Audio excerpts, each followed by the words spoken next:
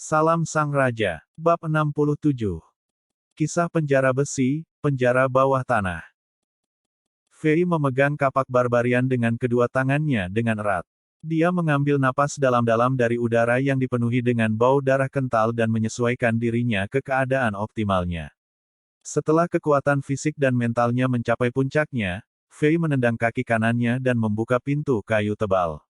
Dalam kekacauan serpihan kayu yang hancur, sarang jahat dari bos terakhir, Andariel akhirnya mengangkat selubung misteriusnya ke Fei.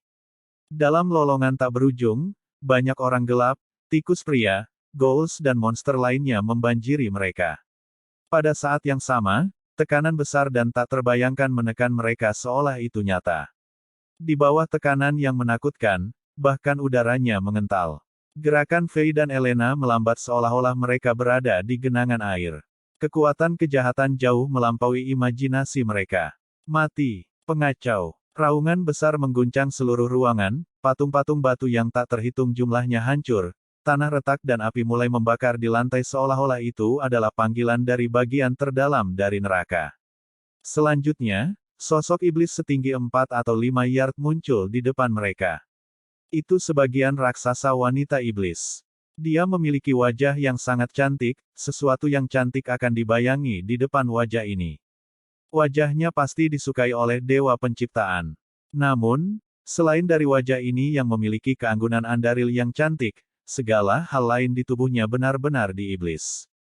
Untuk menjadi lebih kuat, Andariel telah mengambil kekuatan dari neraka. Tangannya yang indah telah menjadi cakar iblis yang mengerikan, dan 4 anggota badan besar seperti ular menjulur dari punggungnya seolah-olah dia adalah Dr. Octopus di Spider-Man. Kengerian yang tak terkatakan menyebar dari tubuhnya, tekanan yang tak terbayangkan dikeluarkan darinya. Roar! Fei tiba-tiba berteriak dan Barbarian War Cry Hall diinisiasi. Kekuatan sihir menyebar dan menakuti semua iblis dan monster berlevel rendah yang mengikuti Andariel. Sayangnya, skill itu sama sekali tidak efektif pada bos Super Andariel. Dia tidak merasakan rasa takut, dan malah menundukkan kepalanya dan meraung. 6 awan menakutkan hijau bau muncul dari tubuhnya. Elena, berdiri jauh. Jangan menyentuh mereka, mereka adalah racun yang mematikan. Fei berteriak keras. Dia mengeluarkan sebotol ramuan penyembuhan normal dan menggigitnya dengan giginya. Kemudian, dia menyerbu ke awan hijau dan langsung mendekati Andariel. Kapak besar di tangannya berubah menjadi kilatan cahaya putih dan menabrak Andariel. Au au au. Setan perempuan merasa sakit, dia meraung saat dia melakukan serangan balik dengan gila. Fei sudah diracuni oleh racun yang mematikan, dan rambut di tubuhnya telah berubah menjadi hijau. Kapak barbar ditutupi dengan jus hijau tebal. Fei dipukul beberapa kali oleh serangan balik iblis perempuan. Dia menyemburkan banyak darah dari mulutnya, dan bar kesehatannya turun dengan cepat seperti balon udara yang bocor. Dia harus berbalik dan menghindari serangan. Dia melarikan diri dengan cepat dan menjauh dari Andariel, lalu membuka sebotol ramuan penyembuhan normal dan menenggaknya. Andariel mengejar Fei dengan cermat. Awan demi awan kabut racun yang mematikan terbang ke arah Fei dan tertanam di dalamnya. Saat ini, beng, beng, beng. Beng, tali busur yang bisa menghancurkan jiwa mengguncang udara. Tali busur emas Boreal Razor meninggalkan serangkaian gambar hantu. Serangkaian panah tajam biru dingin ditembakkan ke tubuh Andariel secara instan seperti hujan turun dalam badai dan menjarah kehidupan iblis perempuan. Valkyrie Elena segera menarik tali busur dan kekuatan sihir melonjak tajam di tubuhnya. Dia menatap Andariel dengan dingin dan menyerang setelah dia melihat bahwa Fei dalam bahaya. Tingkat serangan agresif ini telah menarik perhatian iblis perempuan Andariel. Dia meraung marah saat dia berbalik dan berjalan menuju Elena. Pertahankan jaraknya. Jangan biarkan dia lebih dekat dari 30 yard. Teriak Fei sambil minum sebotol ramuan penyembuhan normal. Dia berbalik dan mengejar Andariel saat dia memukulnya kembali dengan kapaknya terus-menerus. Agrobos wanita akhirnya dikembalikan padanya. Menggunakan metode ini, Fei dan Elena mencoba bergantian antara menjadi target Andariel, mereka berdua dalam situasi yang sangat berbahaya. Tetapi di sisi lain, bar kesehatan Andariel menurun sedikit demi sedikit. Akhirnya, setelah sekitar setengah jam, apa yang ditunggu Fei telah terjadi. Di samping teriakan yang keras, menyakitkan dan tidak mau, iblis wanita paling menakutkan telah jatuh ke genangan darahnya sendiri. Fei melihat air mata bergulir dari wajah Andaril yang elegan dan cantik pada saat yang sama wanita iblis itu jatuh. Rasa lega dan terpesona memenuhi matanya yang cantik, yang bisa membuat dewa manapun tergila-gila, seolah-olah dia mengucapkan selamat tinggal kepada orang yang dicintainya dari jauh. Ekspresi itu dengan cepat meninggalkan wajahnya.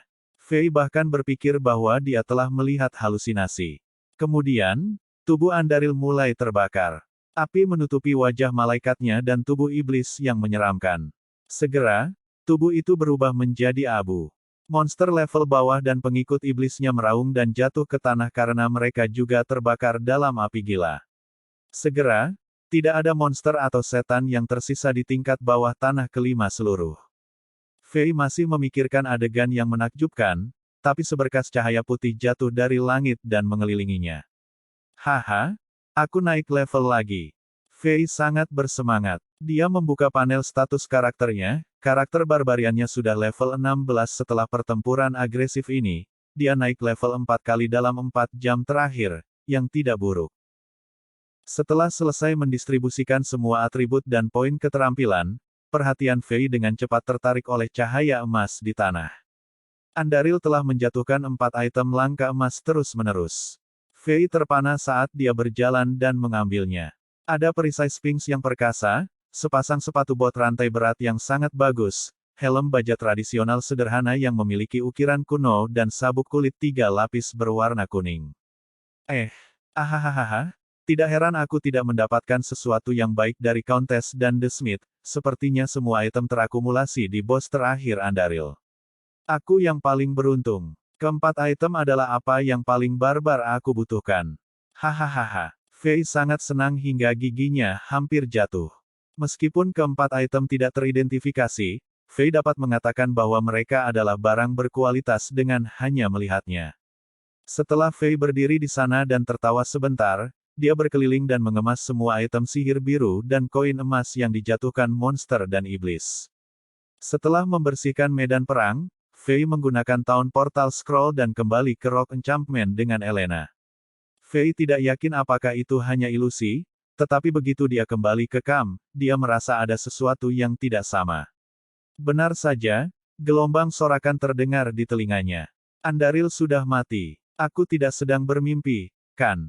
Iblis sialan itu benar-benar mati. Ini adalah prajurit barbar yang pemberani, dia benar-benar membunuh Andaril, ini tidak bisa dipercaya. Cahaya akhirnya telah dipulihkan ke benua rock. Kita diselamatkan. Tuhan memberkati. Andaril sudah mati, dan jalan ke timur telah dibuka kembali. Kita bisa pergi ke Lut Gholein sekarang. Fei tertegun. Dia berbalik dan menemukan bahwa tentara bayaran yang panas merobek dengan gembira. Elena menatap Fei dengan kagum dan dengan bergetar ketika dia berkata, Tuan Fei, kamu telah mengeksekusi mimpi buruk Rock Enchantment Andaril. Kamu akan menjadi prajurit legendaris dari Rock Enchantment. Menurut sumpah darah perjanjian dari leluhur kamu 60 tahun yang lalu, kamu akan menjadi pemimpin tertinggi Rock Enchantment dan memimpin semua orang di kamp. Juga, kamu dapat memperoleh 3 keterampilan ajaib legendaris dari Dewa Besar. Ketika Elena berbicara, semakin banyak orang berkumpul bersama, Pendeta Seraka Akara, pemimpin militer Kasya, pandai besi Charsi, penatua Kain, penjudi Git, dan banyak lagi penyamun wanita muda dan cantik. Semua orang berjalan ke sisi Fei dan menyanyikan lagu kuno, misterius ketika mereka berlutut di atas tanah dengan penuh semangat dan khusyuk. Mulut Fei terbuka lebar. Ini aneh, aku tidak ingat adegan apapun dalam game tentang ini. Dia sangat terkejut. Dia akan bertanya tentang sumpah darah perjanjian dari nenek moyang Kam dan keterampilan legendaris dari Tuhan, karena mereka memberi Fei kejutan besar, tetapi pada saat ini, waktu bermain maksimal akan tercapai. Memasuki hitungan mundur 10 detik. Suara dingin dan misterius yang tak diundang tiba-tiba muncul di kepala Fei lagi. Fei terkejut, tetapi dia tahu bahwa tidak ada waktu baginya untuk mengajukan pertanyaan. Dia dengan cepat mengkonversi beberapa item yang dia inginkan ke dunia nyata. Sayangnya, gulir portal kota masih tidak dapat dikonversi karena pembatasan level, kecuali untuk itu, Fei telah berhasil mengkonversi beberapa botol ramuan stamina, ramuan penyembuhan normal dan ramuan mana. Sensasi gravitasi nol datang lagi dan Fei pingsan. Semuanya menghilang. Ketika dia membuka matanya lagi, dia sudah kembali ke dunia nyata. Matahari ada di sisi barat langit, dan waktu makan siang sudah lewat. Fei tidak tahu di mana Angela dan Emma pergi. Fei meminta seorang pelayan untuk membawakannya makanan acak untuk mengisi perutnya, lalu pergi ke penjara besi, penjara air dengan pengawal pribadinya Fernando Torres di bawah pimpinan Brook. Dia siap untuk melaksanakan perintahnya pagi ini dan memperbaiki seluruh penjara. Penjara besi, penjara air adalah tempat raja-raja masa lalu Chambord memenjarakan dan menginterogasi tahanan. Tempat itu dijaga ketat dan terletak di daerah terpencil. Mereka bertiga berjalan di sepanjang jalan batu lebar yang mengarah ke pegunungan di belakang Chambord. Mereka akhirnya tiba setelah sekitar 20 menit.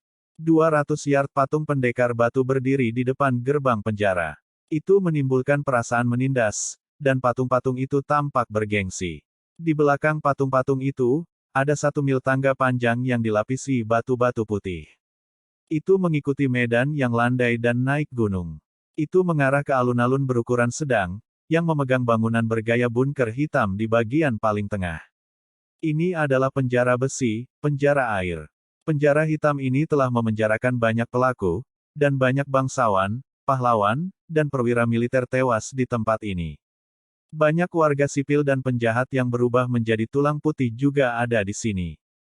Dapat dikatakan bahwa ini adalah tempat paling menakutkan di Chambord. Dalam banyak kisah, ketika seseorang di penjara besi, penjara air, mereka hampir pasti tidak akan pernah keluar hidup-hidup.